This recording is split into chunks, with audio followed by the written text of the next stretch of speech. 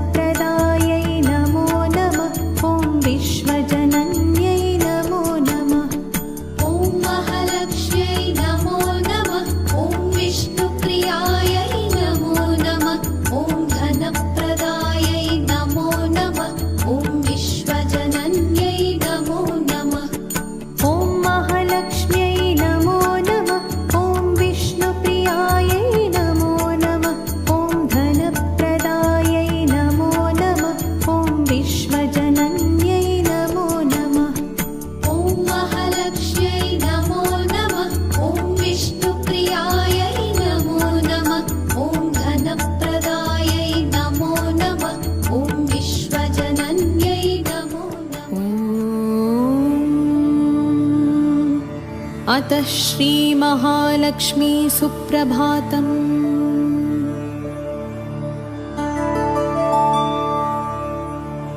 श्रीलक्ष्मी श्रीलक्ष्मी श्रीमहालक्ष्मी क्षीरसागरकन्यके उत्तिष्ठ हरिसम्प्रीते भक्तानां भाग्यदायिनी उत्तिष्ठोत्तिष्ठ श्रीलक्ष्मी विष्णुवक्षस्थलालया उत्तिष्ठ करुणापूर्णे लोकानां शुभदायिनी श्रीलक्ष्मी श्रीमहालक्ष्मी क्षीरसागरकन्यके उत्तिष्ठ हरिसम्प्रीते भक्तानां भाग्यदायिनी उत्तिष्ठोत्तिष्ठ श्रीलक्ष्मी विष्णुवक्षस्थलालया उत्तिष्ठ करुणापूर्णे लोकानां शुभदायिनी श्रीपद्ममध्यवसिते वरपद्मनेत्रे श्रीपद्महस्तचिरपूजितपद्मपादे श्रीपद्मजातजननी शुभपद्मवक्त्रे श्रीलक्ष्मी भक्तवरदे तव सुप्रभातम् जम्बूनदाभसमकान्तिविराजमाने तेजोस्वरूपिणी सुवर्णविभूषिताङ्गी सौवर्णवस्त्रपरिवेष्टितदिव्यदेहे श्रीलक्ष्मी भक्तवरदे तव सुप्रभातम् सर्वार्थसिद्धिदे विष्णुमनोनुकूले सम्प्रार्थिताखिलजनावनदिव्यशीले दारिद्र्यदुःखभयनाशिनी भक्तपाले श्रीलक्ष्मी भक्तवरदे तव सुप्रभातम् चन्द्रानुजे कमलकोमलगर्भजाते चन्द्रार्कवह्निनयने शुभचन्द्रवक्त्रे हे चन्द्रिका समसुशीतलमन्दहासे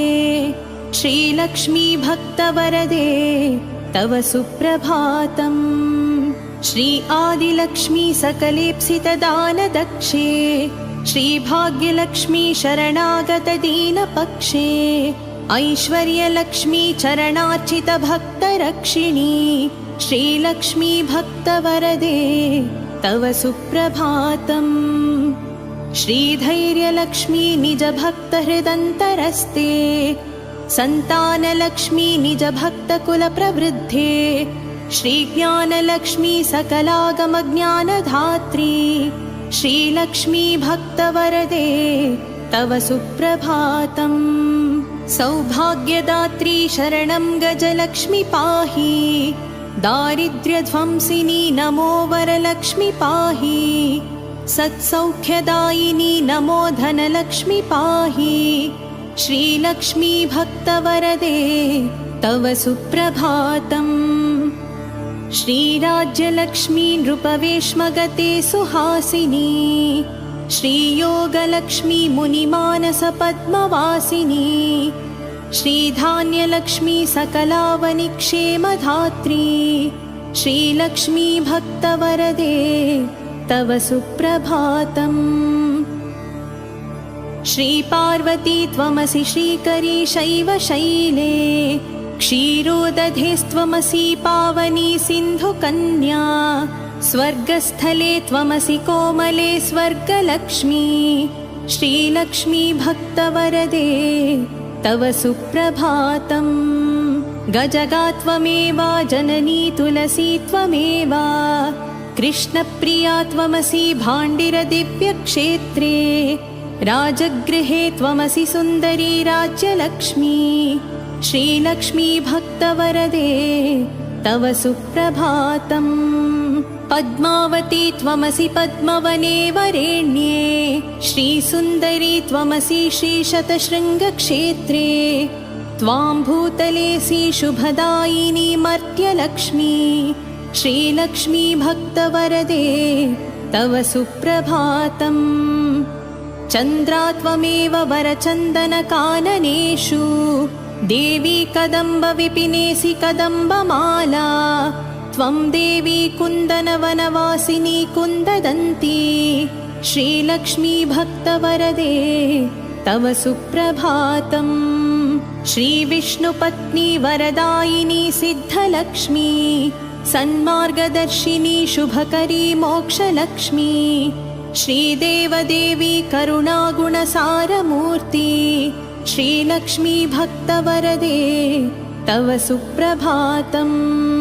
अष्टोत्तरार्चनप्रिये सकलेष्टधात्री हे विश्वधात्री सुरसेवितपादपद्मे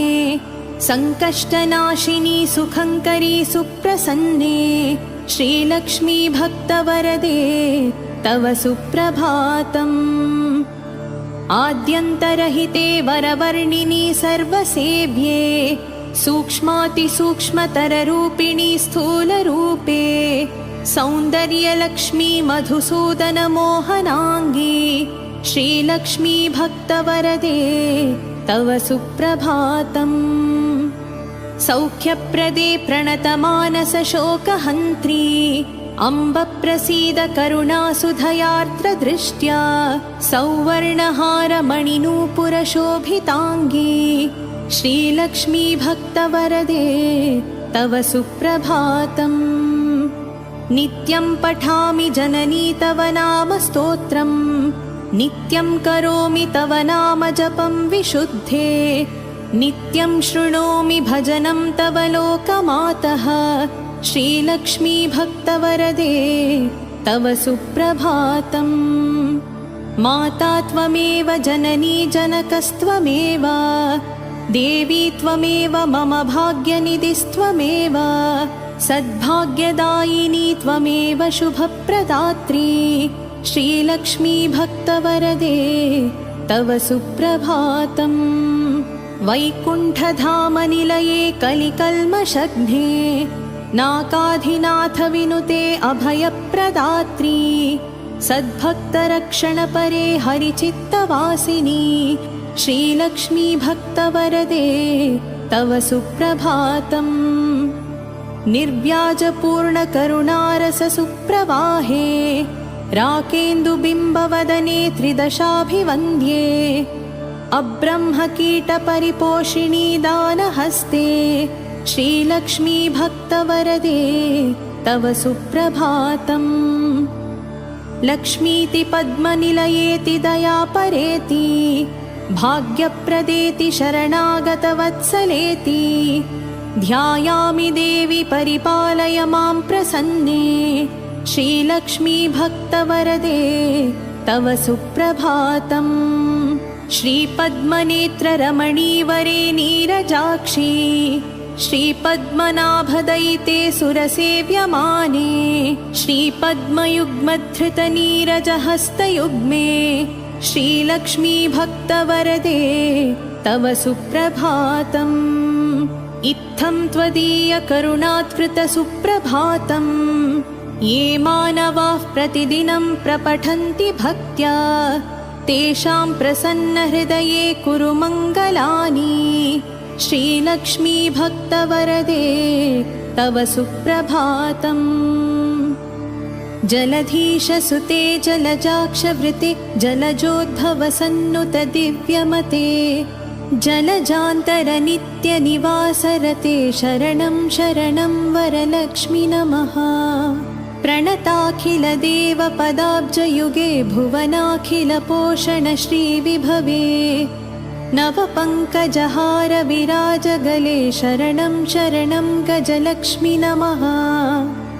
घनभीकरकष्टविनाशकरी निजभक्तदरिद्रप्रणाशकरी ऋणमोचनि पावनि सौख्यकरी शरणं शरणं धनलक्ष्मि नमः। अतिभीकरक्षामविनाशकरी जगदेकशुभङ्करि धान्यप्रदे सुखदायिनि श्रीफलदानकरि शरणं शरणं शुभलक्ष्मि नमः। सुरसङ्घशुभङ्करि ज्ञानप्रदे मुनिसङ्घप्रियङ्करि मोक्षप्रदे नरसङ्घजयङ्करि भाग्यप्रदे शरणं शरणं जयलक्ष्मि नमः। परिसेवितभक्तकुलोद्धरिणी परिभावितदासजनोद्धरिणी मधुसूदनमोहिनि श्रीरमणी शरणं शरणं तव लक्ष्मि नमः। शुभदायिनि वैभवलक्ष्मि नमो वरदायिनि श्रीहरिलक्ष्मि नमो सुखदायिनि मङ्गललक्ष्मि नमो शरणं शरणं सततं शरणम्।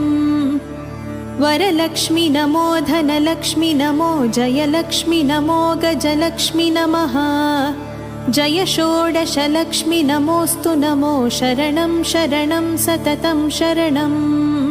नमो आदिलक्ष्मी नमो ज्ञानलक्ष्मी नमो धान्यलक्ष्मी नमो भाग्यलक्ष्मी महालक्ष्मी संतानलक्ष्मी प्रसीद नमस्ते नमस्ते नमो शान्तलक्ष्मी नमो सिद्धिलक्ष्मी नमो मोक्षलक्ष्मी नमो योगलक्ष्मी नमो भोगलक्ष्मी नमो धैर्यलक्ष्मी नमो वीरलक्ष्मी नमस्ते नमस्ते नमो शान्तलक्ष्मी अज्ञानिना मया दोषान् अशेषान् विहितान् रमे क्षमस्व त्वाम् अष्टलक्ष्मी नमोऽस्तु ते देवी विष्णुविलासिनी शुभकरी दीनार्तिविच्छेदिनी सर्वैश्वर्यप्रदायिनी सुखकरी दारिद्र्यविध्वंसिनी नानाभूषितभूषणाङ्गी जननी क्षीराब्धिकन्यामणि देवी भक्तसुपोषिणी वरप्रदे लक्ष्मी सदा पाहि माम् सद्यः प्रफुल्लसरसीरुहपत्रनेत्रे हरिद्रालेपितसुकोमलश्रीकपोले पूर्णेन्दुबिम्बवदने कमलान्तरस्थे लक्ष्मी त्वदीयचरणौ शरणं प्रपद्ये भक्तान्तरङ्गभावविधे नमस्ते रक्ताम्बुजातनिलये स्वजनानुरक्ते मुक्तावली सहितभूषणभूषिताङ्गी लक्ष्मी त्वदीयचरणौ शरणं प्रपद्ये क्षामादितापहारिणी नवधान्यरूपे अज्ञानघोरतिमिरापहा ज्ञानरूपे दारिद्र्यदुःखपरिमर्दितभाग्यरूपे लक्ष्मी त्वदीयचरणौ शरणं प्रपद्ये चम्पालताभदरहासविराजवक्त्रे बिम्बाधरेषु कपिकाञ्चितमञ्जुवाणी श्रीस्वर्णकुम्भपरिशोभितदिव्यहस्ते लक्ष्मी त्वदीयचरणौ शरणं प्रपद्ये स्वर्गापवर्गपदविप्रदे सौम्यभावे सर्वागमादिविनुते शुभलक्षणाङ्गे नित्यार्चिताङ्घ्रियुगले महिमाचरित्रे लक्ष्मी त्वदीयचरणौ शरणं प्रपद्ये जाज्वल्यकुण्डलविराजितकर्णयुग्मे सौवर्णकाञ्चनसुशोभितहस्तपद्मे मञ्जीरशिञ्जितसुकोमलपावनाङ्गे लक्ष्मी त्वदीयचरणौ शरणं प्रपद्ये सर्वापराधशमनी सकलार्थधात्री पर्वेन्दुसोदरी सुपर्वगणाभिरक्षिणी दुर्वारशोकमयभक्तगणावनेष्टे लक्ष्मी त्वदीयचरणौ शरणं प्रपद्ये बीजाक्षरत्रयविराजितमन्त्रयुक्ते आद्यन्तवर्णमयशोभितशब्दरूपे ब्रह्माण्डभाण्डजननी कमलायताक्षी लक्ष्मी त्वदीयचरणौ शरणं प्रपद्ये श्रीदेवी बिल्वनिलये जय विश्वमातः वसुदायिनी आह्लादधात्री धनधान्यसुखप्रदात्री श्रीवैष्णवी द्रविणरूपिणी दीर्घवेणी लक्ष्मी त्वदीयचरणौ शरणं प्रपद्ये आगच्छ तिष्ठ तव भक्तगणस्य गेहे सन्तुष्टपूर्णहृदयेन सुखानि देहि आरोग्यभाग्यमकलङ्कयशांसि देहि लक्ष्मी त्वदीयचरणौ शरणं प्रपद्ये श्री आदिलक्ष्मी शरणं शरणं प्रपद्ये श्री अष्टलक्ष्मी शरणं शरणं प्रपद्ये श्री विष्णुपत्नी शरणं शरणं प्रपद्ये लक्ष्मी त्वदीयचरणौ शरणं प्रपद्ये मङ्गलं करुणापूर्णे मङ्गलं भाग्यदायिनी मङ्गलं श्रीमहालक्ष्मी मङ्गलं शुभमङ्गलम्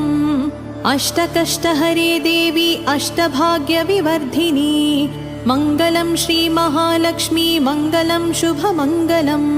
क्षीरोदधिसमुद्भूते विष्णुवक्षस्थलालया मङ्गलं श्रीमहालक्ष्मी मङ्गलं शुभमङ्गलम् धनलक्ष्मी धान्यलक्ष्मी विद्यालक्ष्मी यशस्करी मङ्गलं श्रीमहालक्ष्मी मङ्गलं शुभमङ्गलम् सिद्धलक्ष्मी मोक्षलक्ष्मी जयलक्ष्मी शुभङ्करी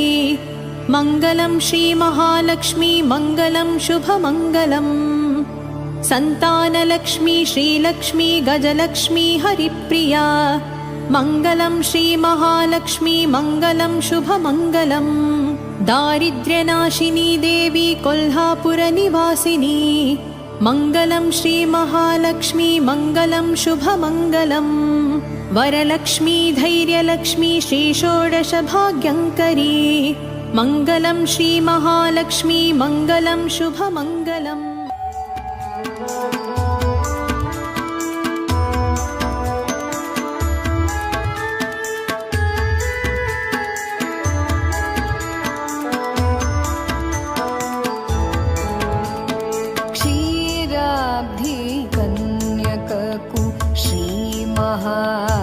महालक्ष्मीकिनि नीरजालयमुनकु नीराजनं क्षीराब्धिकन्यककु श्रीमहालक्ष्मीकिनि नीरजालयमुनकु नीराजनं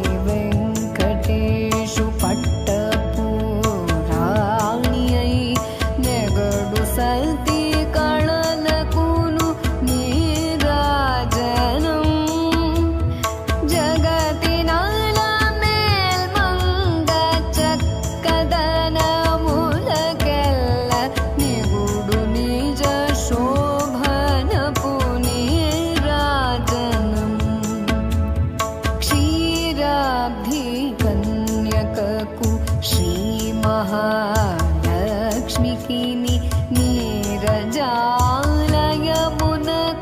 नीराजनं क्षीराब्धिकन्यककु श्रीमहालक्ष्मीकिनि नीरजालयमुनकु नीराजनं नीराजनं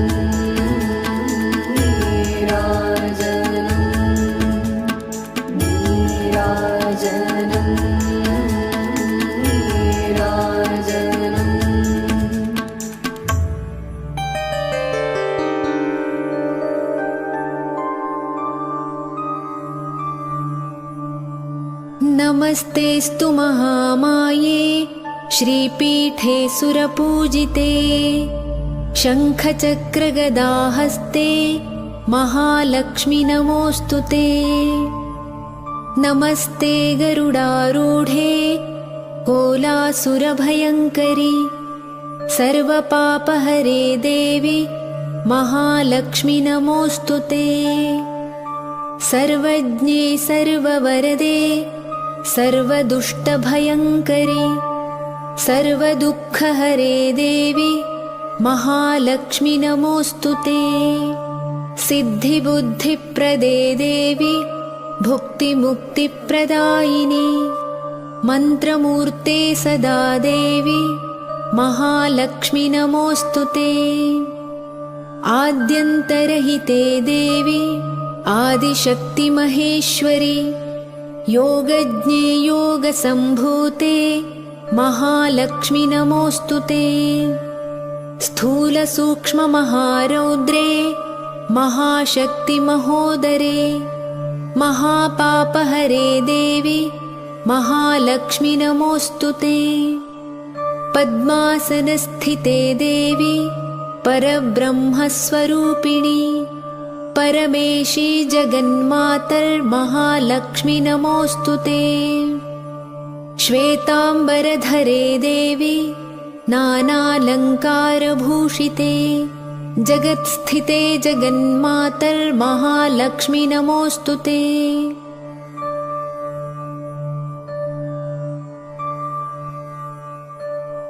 महालक्ष्म्यष्टकं स्तोत्रं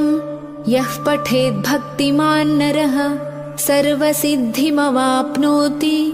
राज्यं प्राप्नोति सर्वदा। एककालं पठेन्नित्यं महापापविनाशनम् द्विकालं यः पठेन्नित्यं धनधान्यसमन्वितः त्रिकालं यः पठेन्नित्यं महाशत्रुविनाशनम् महालक्ष्मीर्भवेन्नित्यं प्रसन्ना वरदा शुभा।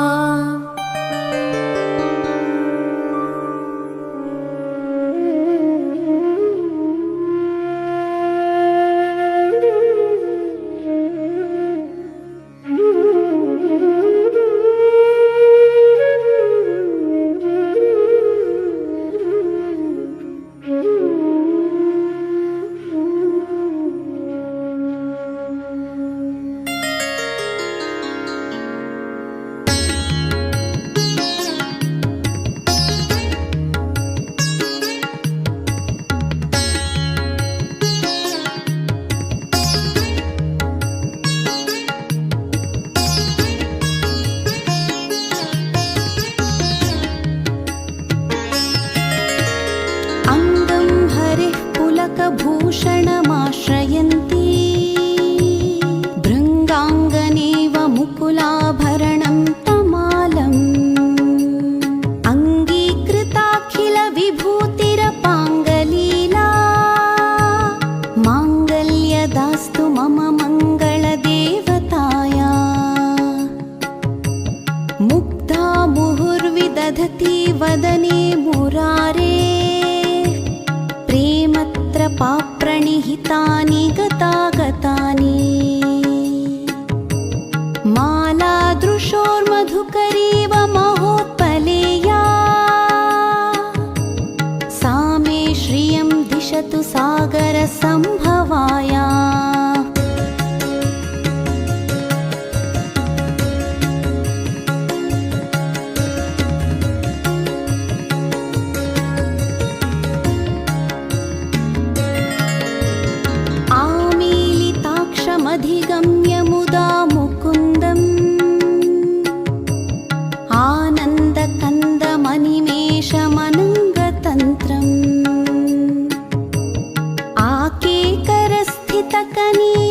पक्ष्मनेत्रम्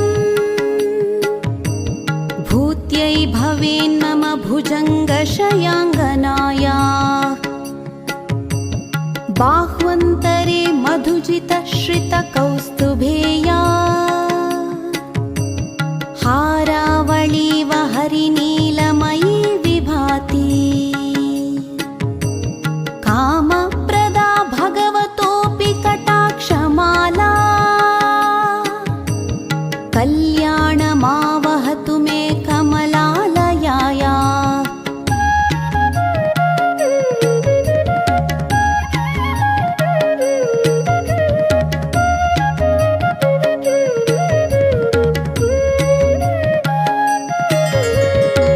कालाम्बुदाळि ललितोरसिकैटभारे धाराधरे स्फुरति या तडिदङ्गनेवा मातुः समस्तजगतां महनीयमूर्तिः भद्राणि मे दिशतु भार्गवनन्दनाया प्राप्तं पदं प्रथमतः खलु यत्प्रभावा माङ्गल्यभाजि मधुमाथिनि मन्मथेन मय्यापतेत्तदिह मन्थरमीक्षणार्धम् मन्दालसं च मकरालय कन्यकायाः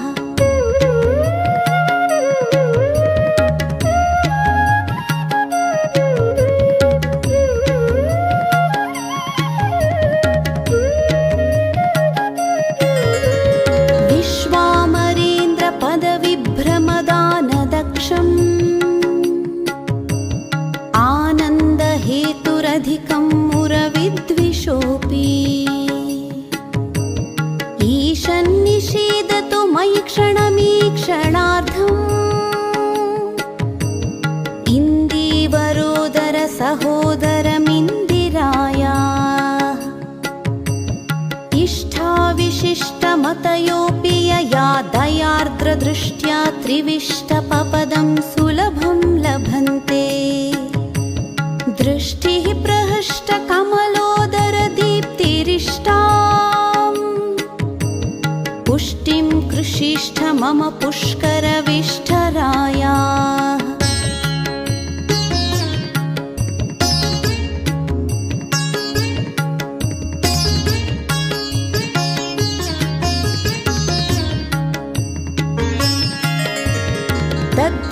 दद्याद्दयानुपवनो द्रविणाम्बुधाराम्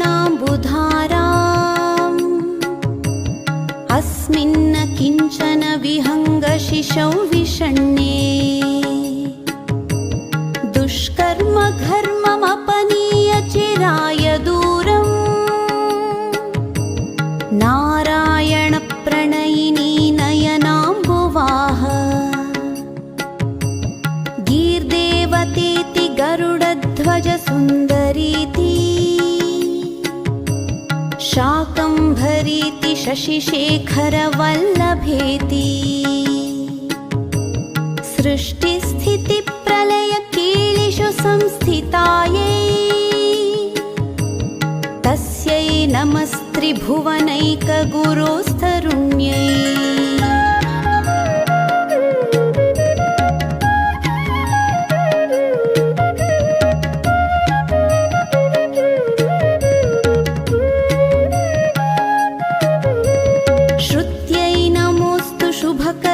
फलप्रसूत्यै रत्यै नमोऽस्तु रमणीयगुणार्णवायै शक्त्यै नमोऽस्तु शतपत्रनिकेतनायै पुष्ट्यै नमोऽस्तु पुरुषोत्तमवल्लभायै नमोऽस्तु नाळीकनिभाननायै नमोऽस्तु दुग्धोदधि जन्मभूम्यै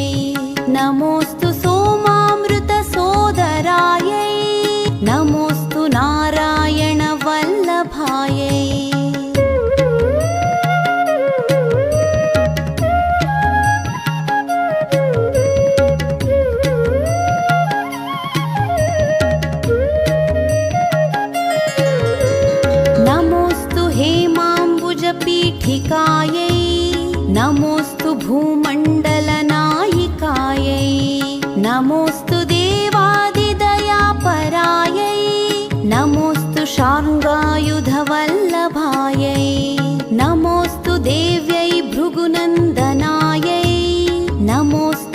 विष्णोरुरसि स्थितायै नमोऽस्तु लक्ष्म्यै कमलालयायै नमोऽस्तु दामोदरवल्लभायै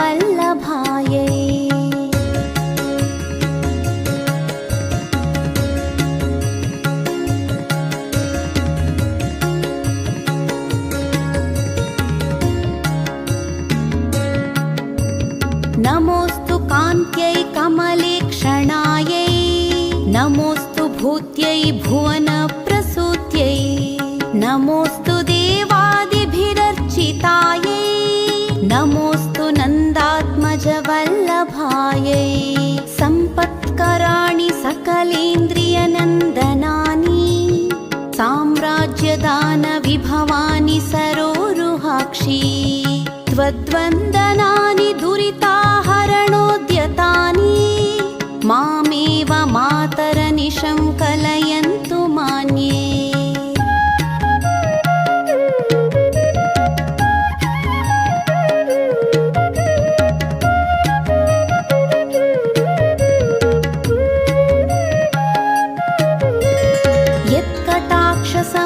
यत्कटाक्षसमुपासनाविधिः सेवकस्य सकलार्थसम्पदः सन्तनोति वचनाङ्गमानसै त्वां मुरारिहृदयेश्वरीं भजे तरसिजनिलये सरोजहस्ते धवळतमांशुकगन्धमाल्यशोभे भगवति हरिवल्लभे मनोज्ञे त्रिभुवनभूतिकरि प्रसीद मह्यम्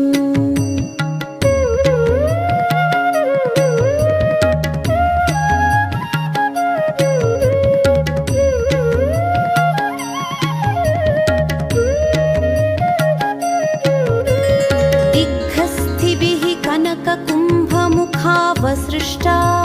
स्वर्वाहिनी विमलचारुजलाप्लुताङ्गी प्रातर्नमामि जगतां जननीमशेषलोकाधिनाथ गृहिणीममृताब्धिपुत्री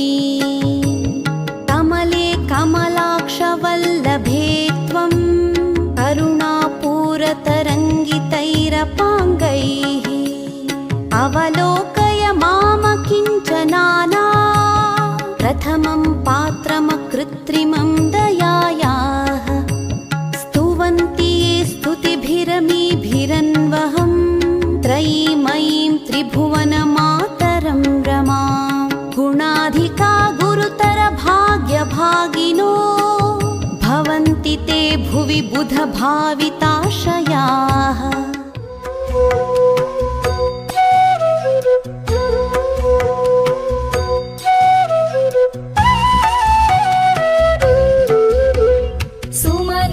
वन्दित सुन्दरि माधवि चन्द्र सहोदरि हेममये मुनिगणवन्दित मोक्षप्रदायिनि मञ्जुलभाषिणि वेदनुते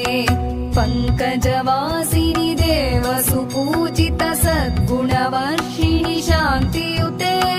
जय जय हे मधुसूदन कामिनि आदिलक्ष्मि सदपालय माम् जय जय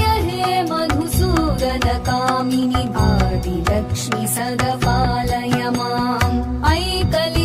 ऐकलिकल्मषनाशिनि कामिनि वैदिकरूपिणि वेदमये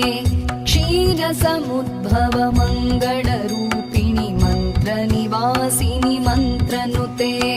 मङ्गलदायिनि अम्बुजवासिनि देवगणाश्रितपादयुते जय जय हे मधुसूदन कामिनि धान्यलक्ष्मि सदपालय माम् जय जय हे मधुसूदन कामिनि धान्यलक्ष्मि सदपालय माम्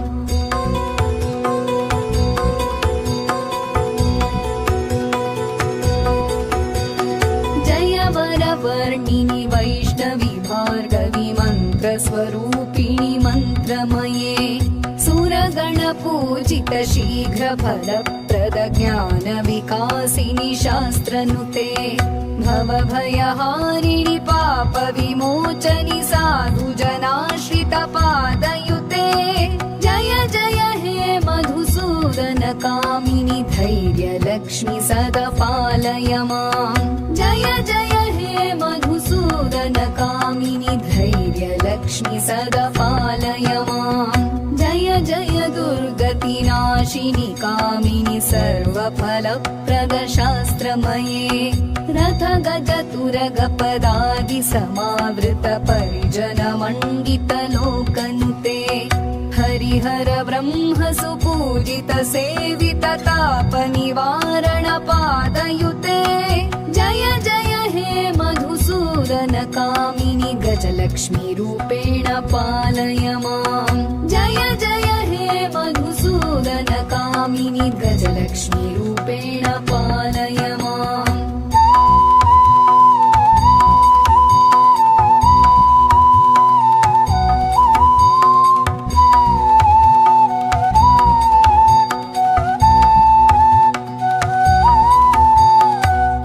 खगवाहिनि मोहिनि चक्रिणि रागविवर्धिनि ज्ञानमये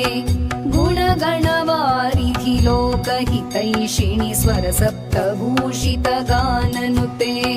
सकल सुरासुर देव मुनीश्वर मानव वन्दित पादयुते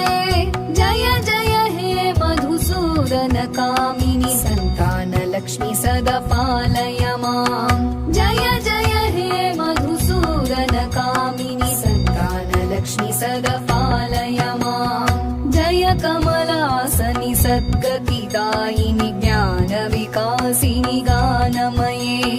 अनुदिनमर्चित कुङ्कुमधूसरभूषित वासित वाद्यनुते कनकधरास्तुति वैभव वन्दित शङ्कर देशिक मान्यपदे जय जय हे मधुसूदन कामिनि विजय लक्ष्मी सदा पालय माम् जय जय हे मधुसूदन कामिनि विजय लक्ष्मी सदा पालय माम्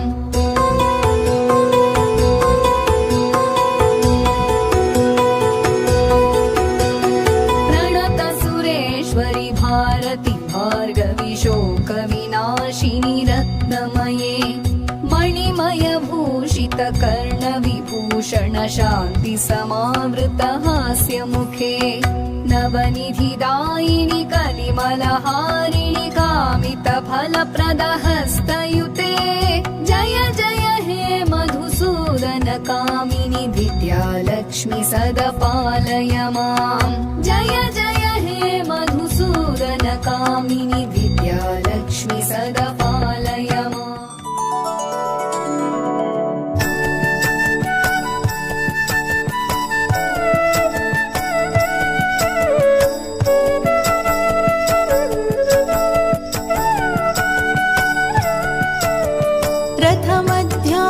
रथमध्यामश्वपूर्वां गजनाद प्रबोधिनीं साम्राज्यदायिनीं देवीं गजलक्ष्मीं नमाम्यहम् गजलक्ष्मीं नमाम्यहम् गजलक्ष्मीं नमाम्यहम् धनमग्निर्धनं वायुः धनं भूतानि पञ्च च प्रभूतैश्वर्यसन्धात्रीं धनलक्ष्मीं नमाम्यहम् धनलक्ष्मीं नमाम्यहम् धनलक्ष्मीं नमाम्यहम् पृथ्वीगर्भसमुद्भिन्ना नानावीः स्वरूपिणीं पशुसम्पत्स्वरूपाञ्च धान्यलक्ष्मीं नमाम्यहम् धान्यलक्ष्मीं नमाम्यहम् धान्यलक्ष्मीं नमाम्यहम् न मात्सर्यं न च क्रोधो न भीतिर्न च भेदधीः यद्भक्तानां विनीतानां धैर्यलक्ष्मीं नमाम्यहम् धैर्यलक्ष्मीं नमाम्यहम् धैर्यलक्ष्मीं नमाम्यहम्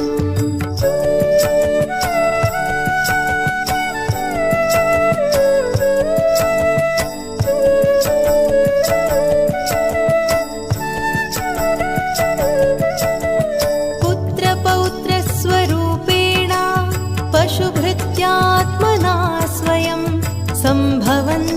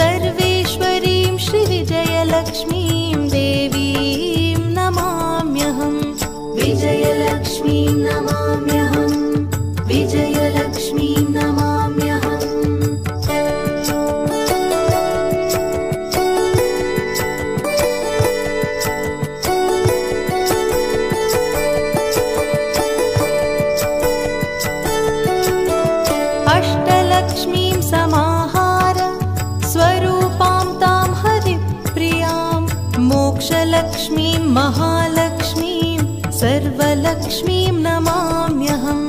सर्वलक्ष्मीं नमाम्यहम् सर्वलक्ष्मीं नमाम्यहम् दारिद्र्यदुःखहरणं समृद्धिमपि सम्पदां सच्चिदानन्दपूर्णत्वम् अष्टलक्ष्मी स्तुतेर्भवेत् अष्टलक्ष्मी स्तुतेर्भवेत् अष्टलक्ष्मी स्तुतेर्भवेत् ॐ ह्रीं श्रीं क्रीं श्रीं कुबेराय अष्टलक्ष्मी मम गृहे धनं पूरय पूरय नमः ॐ ह्रीं श्रीं क्रीं श्रीं कुबेराय अष्टलक्ष्मी मम गृहे धनं पूरय पूरय नमः ॐ ह्रीं श्रीं क्रीं श्रीं कुबेराय अष्टलक्ष्मी मम गृहे धनं पूरय पूरय नमः ॐ ह्रीं श्रीं क्रीं श्रीं कुबेराय अष्टलक्ष्मी मम गृहे धनं पूरय पूरय नमः ॐ ह्रीं श्रीं क्रीं श्रीं कुबेराय अष्टलक्ष्मी मम गृहे धनं पूरय पूरय नमः ॐ ह्रीं श्रीं क्रीं श्रीं कुबेराय अष्टलक्ष्मी मम गृहे धनं पूरय पूरय नमः ॐ ह्रीं श्रीं क्रीं श्रीं कुबेराय अष्टलक्ष्मी मम गृहे धनं पूरय पूरय नमः ॐ ह्रीं श्रीं क्रीं श्रीं कुबेराय अष्टलक्ष्मी मम गृहे धनं पूरय पूरय नमः ॐ ह्रीं श्रीं क्रीं श्रीं कुबेराय अष्टलक्ष्मी मम गृहे धनं पूरय पूरय नमः ॐ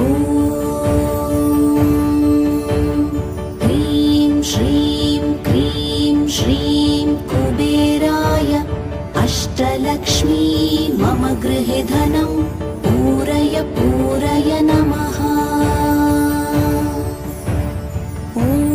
ह्रीं श्रीं क्रीं श्रीं कुबेराय अष्टलक्ष्मी मम गृहे धनं पूरय पूरय नमः ॐ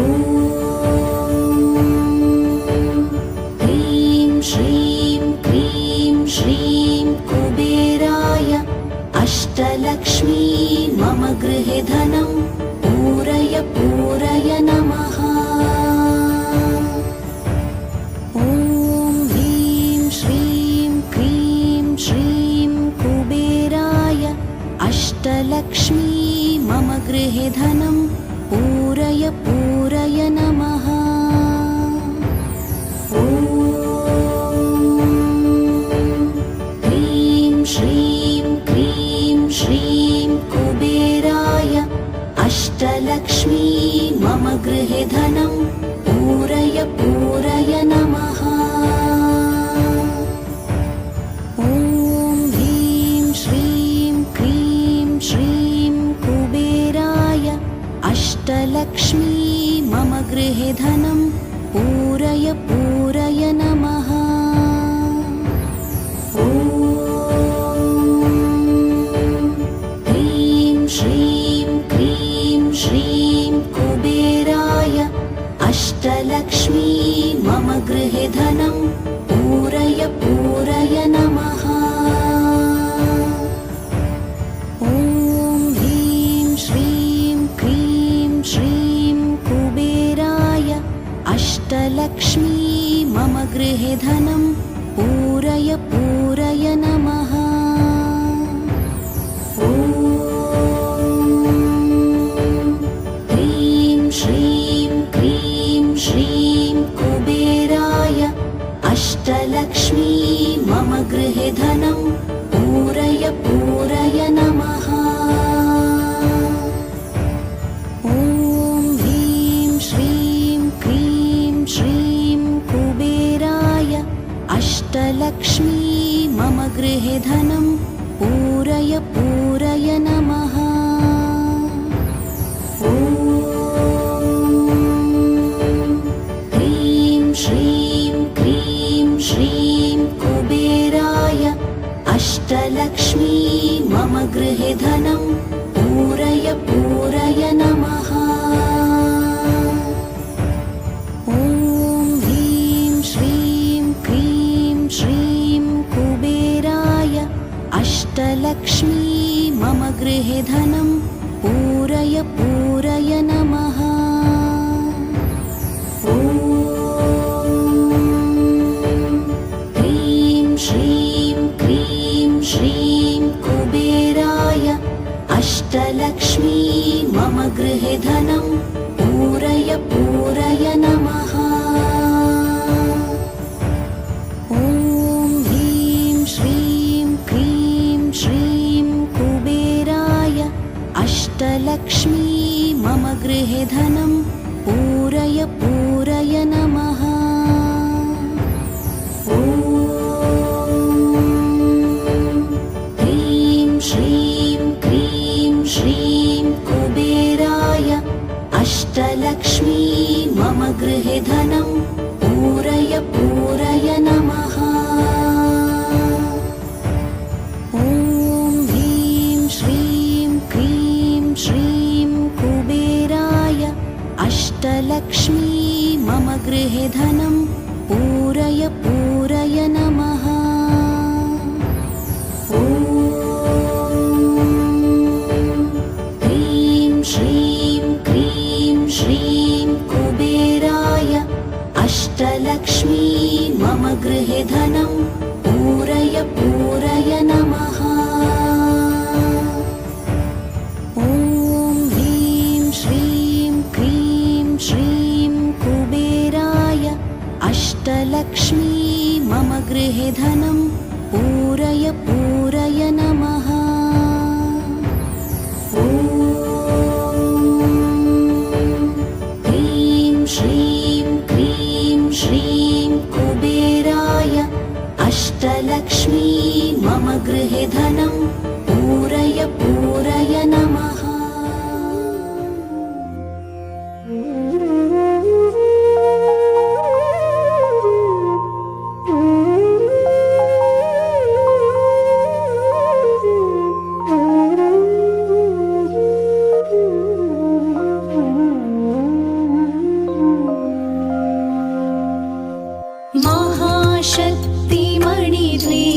महाशक्तिमणिद्वीपनिवासिनि मुल्लोकालकुमूलप्रकाशिनि मणिद्वीपमुलो मन्त्ररूपिणि मनमनसुలలో కొలువైయుంది సుగంధ పుష్పాలెన్నో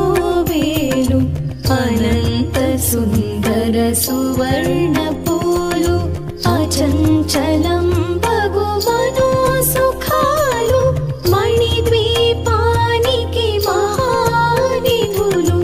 లక్షల లక్షల లావణ్యాలు అక్షర లక్షల వాక్ సంపదలు లక్షల లక్షల లక్ష్మీపతులు మణిద్వీపానికి మహానిధులు పారిజాతవన సౌగంధాలు సురాధినాదుల సత్సంగాలు గంధర్వాదుల గాన స్వరాలు మణిద్వీపానికి మహానిధులు భువనే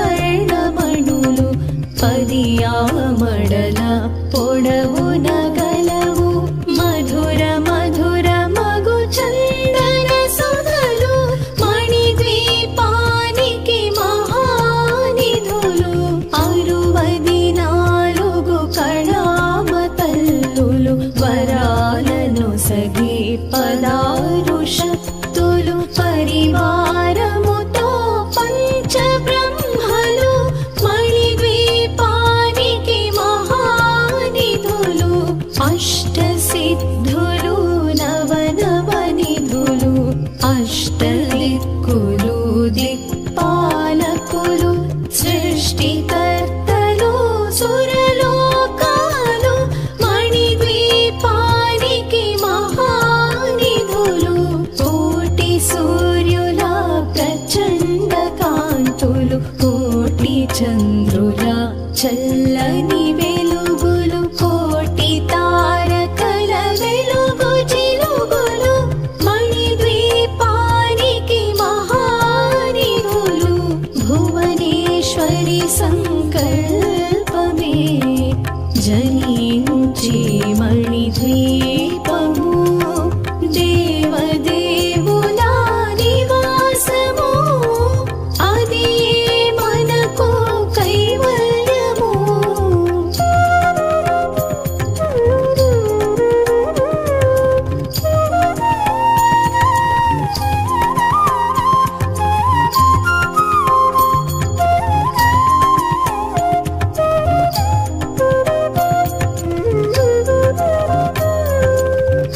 కంచుగోడల ప్రాకారాలు రాగి గోడల చతురస్రాలు ఏడామడల రత్నరాశులు మణిద్వీపానికి మహానిధులు పంచామృతమయ సరోవరాలు పంచలోహమయ ప్రాకారాలు ప్రపంచమేలే ప్రజాధిపతులు మణిద్వీపానికి మహానిధులు ఇంద్రనీలమణి ఆభరణాలు వజ్రపు కోటలు వైఢూర్యాలు పుష్యరాగమణి ప్రాకారాలు మణిద్వీపానికి మహానిధులు సప్తకోటి ఘన మంత్ర వేద్యలు సర్వశుభప్రద ఇచ్ఛాశక్తులు శ్రీ గాయత్రి జ్ఞాన శక్తులు మణిద్వీపానికి మహానిధులు భువనేశ్వరి సంకల్పమే జనించి మణిద్వీపము దేవదేవుల నివాసము అది మనకు కైవల్యము.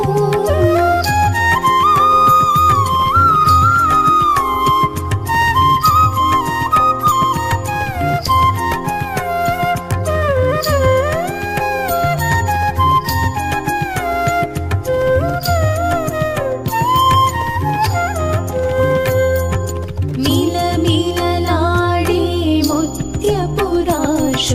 తళతళలాడే చంద్రకాంతములు విద్యుల్లతలు మరకతమణులు మణిద్వీపానికి మహానిధులు కుబేర ఇంద్ర వరుణ దేవులు శుభాలను సగి అగ్నివాయువులు భూమి గణపతి పరివారములు మణిద్వీపానికి మహానిధులు భక్తి జ్ఞాన వైరాగ్య సిద్ధులు పంచభూతములు పంచశక్తులు సప్తర్షులు నవగ్రహాలు మణిద్వీపానికి మహానిధులు కస్తూరి మల్లిక కుందవనాలు సూర్యకాంతి శిర మహాగ్రహాలు ఆరు ఋతువులు చతుర్వేదాలు మణిద్వీపానికి మహానిధులు భువనేశ్వరి సంకల్పమే జనించి మణిద్వీపము దేవదేవుల నివాసము అది మనకు కైవల్యము.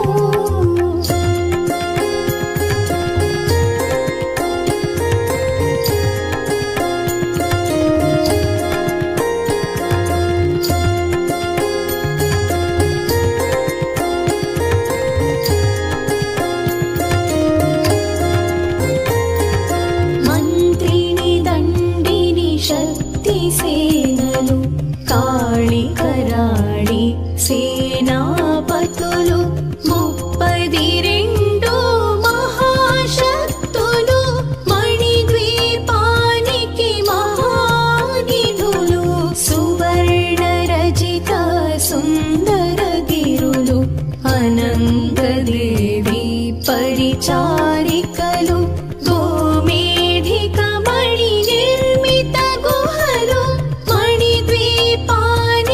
మహానిధులు సప్త సముద్రములనంత నిధులు యక్ష కిన్నెరా కిం పురుషాదులు నానా జగములు నదీ నదములు మణిద్వీపానికి మహానిధులు మానవ మాధవ దేవగణములు కామధేనువు కల్పతరువులు సృష్టి స్థితి లయ కారణమూర్తులు మణిద్వీపానికి మహానిధులు భువనేశ్వరి సంకల్పమే జనించే మణిద్వీపము దేవదేవుల నివాసము అది మనకు కైవల్యము.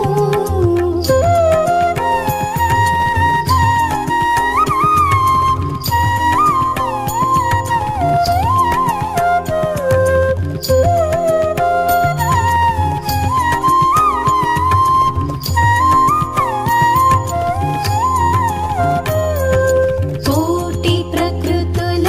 సౌందర్యాలు సకల వేదములు ఉపనిషత్తులు పదారు రేకుల పద్మశక్తులు మణిద్వీపానికి మహానిధులు దివ్య ఫల